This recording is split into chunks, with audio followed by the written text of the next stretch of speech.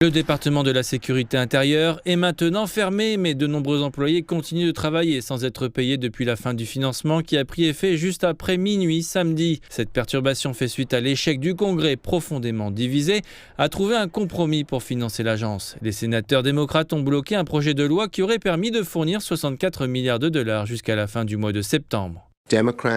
Les démocrates ne soutiendront pas un chèque en blanc pour le chaos.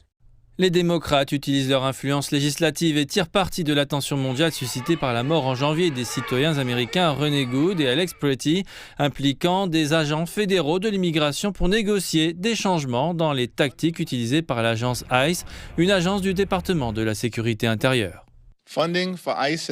Le financement de l'ICE et du département de la sécurité intérieure ne devrait pas être approuvé en l'absence de changements radicaux, audacieux, significatifs et transformateurs. Les républicains ripostent en affirmant que le projet de loi du président Trump, qualifié de magnifique, prévoit déjà l'allocation d'environ 165 milliards de dollars au département de la sécurité intérieure, de sorte que les opérations de l'ICE ne seront pas affectées de manière significative. Le financement de l'ICE est déjà bouclé pour toute la durée du mandat de l'administration Trump, donc cela n'aura aucune incidence.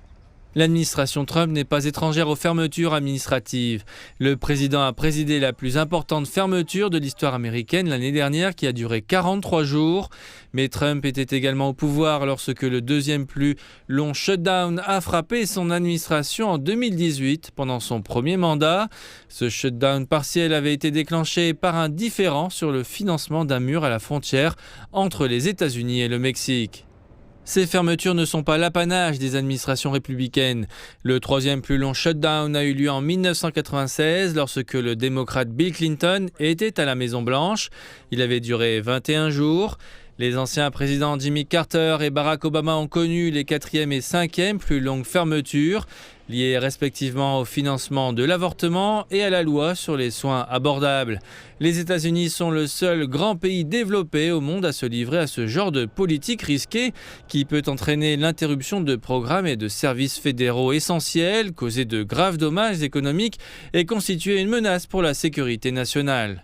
Une solution proposée est la loi pour éliminer les fermetures, un projet de loi largement soutenu par les républicains qui vise à prévenir les futures fermetures du gouvernement en mettant en œuvre des résolutions de financement renouvelables de 2 semaines en cas d'impasse. Bien que les perspectives d'adoption de ce projet de loi restent incertaines, il ne contribue en rien à mettre fin à la situation actuelle qui ne montre aucun signe imminent de progrès.